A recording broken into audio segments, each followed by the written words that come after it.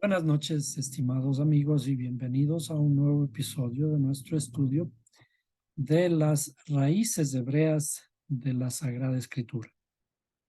Los relatos, tal como están escritos en la Biblia, no se deben entender, no se deben creer tal como está escrito. El creer tal como está escrito, hay una frase de los sabios que dice que leer la Torah en la literalidad deshonra la Torah.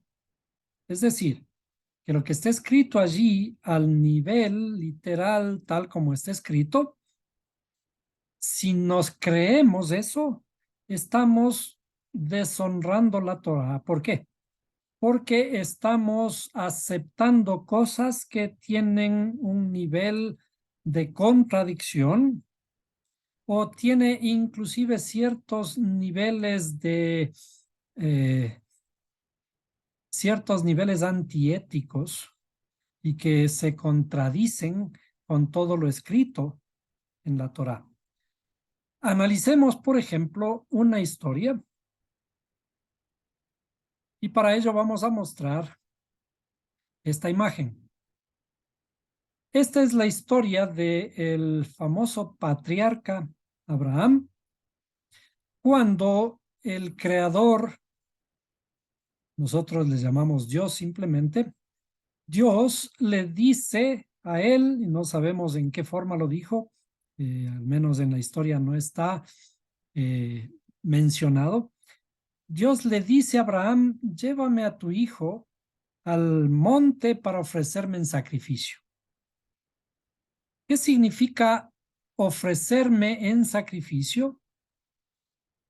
Tal como está en la fotografía que estamos viendo, el ofrecer en sacrificio era llevar al muchacho sobre unas piedras, ponerle allí, atarle y matarle, degollarle. Si es que esto fuera cierto, si es que esta historia hubiera sido cierta y que la Biblia nos está relatando literalmente tal como ocurrió, esto sin duda es un crimen. Si Dios pide ofrecer en sacrificio a un hijo, no importa si Dios lo ha dicho, esto es un crimen, cegar la vida de un hijo por la orden de otro, y con mucha seguridad en nuestro tiempo esto debería ser encarcelado inmediatamente este personaje, y no solo eso, sino llevado a un manicomio. ¿Por qué? Porque no se puede permitir semejante atrocidad. Esto es un crimen bajo cualquier punto de vista. En la historia vemos que Abraham va llevando a su hijo y el hijo le obedece. Pero nosotros vemos en la figura, en todas las figuras que nos han mostrado, el hijo es un hijo, es un muchacho, un niño. Pero si analizamos correctamente la historia, Abraham para esta historia tenía 137 años y su hijo era un adulto de 37 años. ¿Cómo puede ser que un viejo de 137 años pueda poner sobre el altar, sobre unas piedras, a un adulto de 37 años y amarrarlo para degollarlo? Si uno fuera el muchacho que está yendo con el padre, no se dejaría bajo ningún punto de vista. Esto es un atentado contra la vida. Por más orden del creador que sea, la orden que sea para mi padre, pero no contra mí. De manera que por varios puntos de vista, por cualquiera de las aristas que pueda uno analizar esta historia es un absurdo total en la forma literal. Literalmente hablando, no se puede concebir bajo ningún punto de vista que un padre obedezca a Dios matando a su hijo. Porque de paso, este hijo se supone es hijo de la promesa. Una promesa que a través de este hijo el Creador iba a bendecir a todas las naciones de la tierra. Entonces, para entender correctamente esta historia, tenemos que entrar a la interioridad de los escritos. Rápidamente vamos a recordar de qué se trata esta historia. Y para ello necesitamos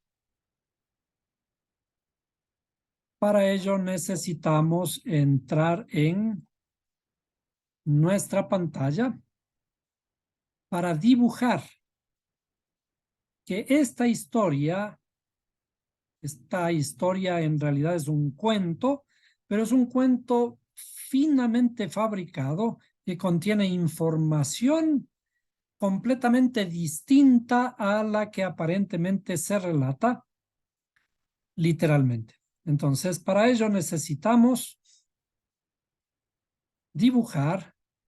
Todo lo que analizamos siempre va añadido o va de paso de la estructura del árbol de la vida. Y aunque siempre escribimos o dibujamos este árbol de la vida en una forma simplificada por el hecho de que ponemos siempre únicamente las facultades intelectuales,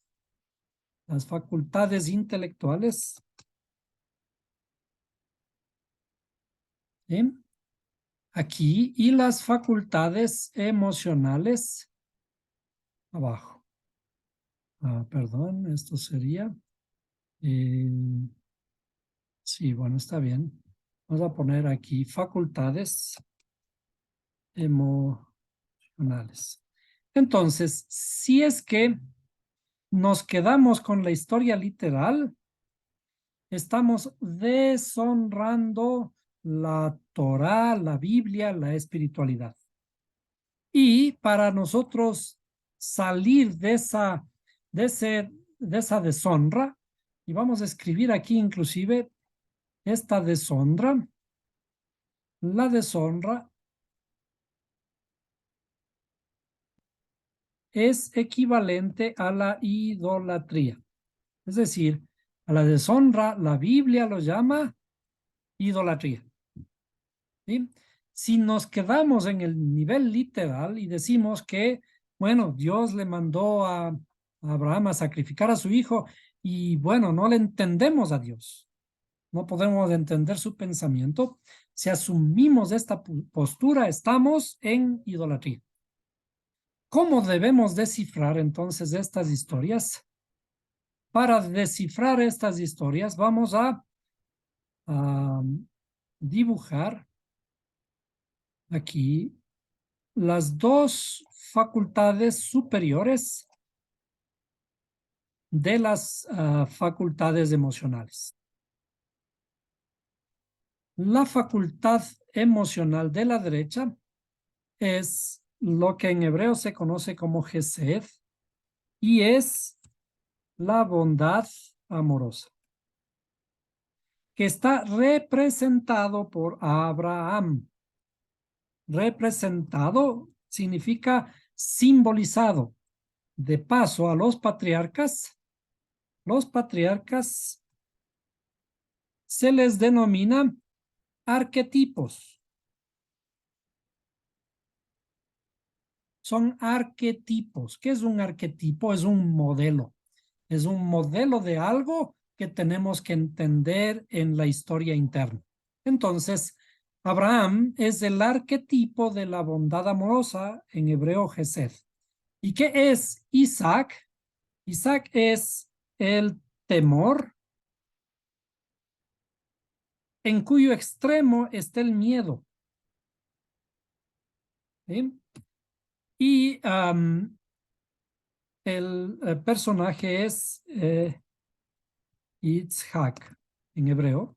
¿Sí? Yitzhak en hebreo. Y de hecho, el mismo nombre Yitzhak simboliza o significa miedo. Por ello, cuando su madre Sara le pone el nombre, dice, porque me hizo reír, y el miedo reirá.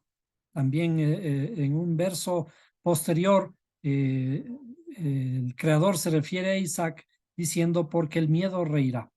Entonces, estos dos arquetipos de las facultades emocionales son los extremos de nuestras cualidades emocionales. ¿Qué significa los extremos? Abraham significa el extremo de la bondad, el extremo de la bondad, ¿sí? ¿Y qué significa Isaac? Isaac significa el extremo del temor, que es el miedo. Entonces, desde el punto de vista de la Torá, los extremos son malos. Ningún extremo es bueno. ¿Sí? Ningún extremo es bueno. ¿Por qué? Porque los extremos nos desequilibran. Por ejemplo, si somos bondadosos en extremos, somos amorosos en extremos, sin cuidarnos, sin tener un equilibrio en esto, vamos a fracasar.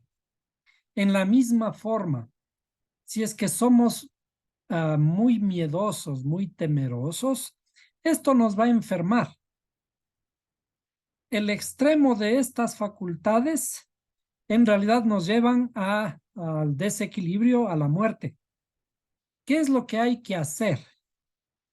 Bajo esta historia que es impactante, y las historias impactantes nos tienen que llevar a encontrar el significado de la historia, porque no podemos concebir bajo ningún punto de vista que esto haya ocurrido. Entonces, si no es posible, no podemos aceptar que esto haya ocurrido, ¿cuál es el mensaje interno? Allí está la forma de encarar las escrituras, la forma de acercarnos, de escudriñar las escrituras, es preguntarnos qué significa. Todo tiene una explicación y una explicación lógica más allá de lo que parece que estamos leyendo. Entonces, si es que Abraham tiene que llevar al monte a atar a su hijo a sacrificarlo, que lógicamente, afortunadamente en la historia esto no se cumple, lo que ocurre en la espiritualidad es que el Creador nos pide unificar o atar. Aquí vamos a poner la palabra atar. Vamos a poner aquí atar. Tenemos que atar estas dos cualidades. Tenemos que atarlas. ¿Qué significa atarlas? Tenemos que tomar del extremo y hallar un equilibrio. Es decir, con bondad y con amor tenemos que transformar al miedo. Bien, vamos a poner así, con amor y con bondad, tomamos del amor y la bondad y atamos al miedo. ¿Sí? De manera que logremos unificarnos. Ese es el sentido de atar en un altar. Atar los dos extremos para lograr un equilibrio. Y de hecho, cuando hacemos esto, allí aparece la siguiente esfera, la siguiente sefirá, que la vamos a dibujar. La siguiente sefirá que está aquí en el centro, que corresponde al tercer patriarca, que es Jacob. Entonces vamos a poner aquí el tercer patriarca, que es Jacob, y simboliza la belleza. Entonces la belleza que está simbolizada, la belleza o el equilibrio, ¿sí? Que está simbolizado por el patriarca Jacob. Entonces, cuando nos acercamos a las escrituras, a la Biblia, no debemos entenderlas literalmente. Es decir, debemos borrar de nuestra mente la palabra creer en el sentido de cerrar los ojos. Es decir, no tenemos que aceptar sin razonar. No tenemos que tener esa fe ciega. Es decir, la fe no es ciega. Si tenemos una fe ciega es porque algo está mal. El Creador nos ha puesto nuestro cerebro para razonar. Nos ha puesto nuestro cerebro para hacerle trabajar, para ser inteligentes, para no cerrar los ojos. Los ojos están puestos aquí precisamente junto a nuestro cerebro para abrirlos bien y para interpretar adecuadamente las historias. Entonces, cuando ocurre esta historia, en realidad está simbolizando que tenemos que aprender a ser equilibrados en todo. Ningún extremo es bueno. Los extremos no nos llevan a nada bueno. El extremo de la bondad, el extremo del amor, también nos va a llevar a un desastre, porque no va a durar mucho. Y el extremo del temor también nos va a llevar al miedo y nos va a llevar a la muerte. Entonces, todo aquí en este árbol de la vida se trata de encontrar el camino de equilibrio, y este camino del equilibrio va a ser justamente el camino central. El camino central que nos va a llevar desde el cielo hasta la tierra. Recuerden ustedes que hemos nombrado estas facultades intelectuales también como cielos, ¿sí? Y estas facultades emocionales como la tierra. Entonces, a estas facultades emocionales les vamos a impregnar de inteligencia. Es decir, tenemos que aprender a emocionarnos controlando con nuestra inteligencia. Pero también a esta inteligencia, cuando esta inteligencia desciende, cuando la inteligencia desciende hacia la tierra, ¿sí? También vamos a impregnar a estas facultades intelectuales, le vamos a impregnar de emoción. A todo esto se llama inteligencia emocional. Cuando utilizamos nuestro cerebro para impregnar inteligencia a las emociones, también tenemos que impregnar de emoción a la inteligencia. Es decir, tiene que haber un equilibrio en todo. No tenemos que ser emotivos, emocionales y expresar nuestras emociones sin controlarnos, sin controlar nuestra lengua. Pero también cuando expresemos nuestras palabras, que nuestras palabras no sean frías, que no sean solo frutos de una inteligencia fría y calculadora, sino que a eso también le impregnemos la suficiente emoción. De eso se trata esta historia, una aparente historia de un mandato imposible de ejecutar. Y es justamente en estos puntos en donde tenemos que razonar para encontrar la verdadera historia y encontrar que la Biblia es un libro hermoso, un libro que nos ayuda a encontrarnos a nosotros mismos. La Biblia no nos está poniendo esta historia para seguir ese ejemplo. El ejemplo de Abraham. Que Dios me iluminó y entonces tengo que ir a matar a mis hijos. Esto es la peor aberración que podemos utilizar como justificación la Biblia para hacer cualquier tontería.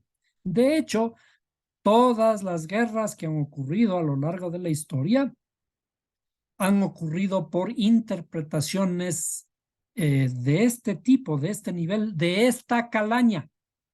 La Biblia ha sido mal interpretada y por lo tanto con la Biblia en la mano hemos justificado las guerras, las matanzas. ¿Por qué? Porque aparentemente Dios es un Dios que nos ayuda a matar a la gente.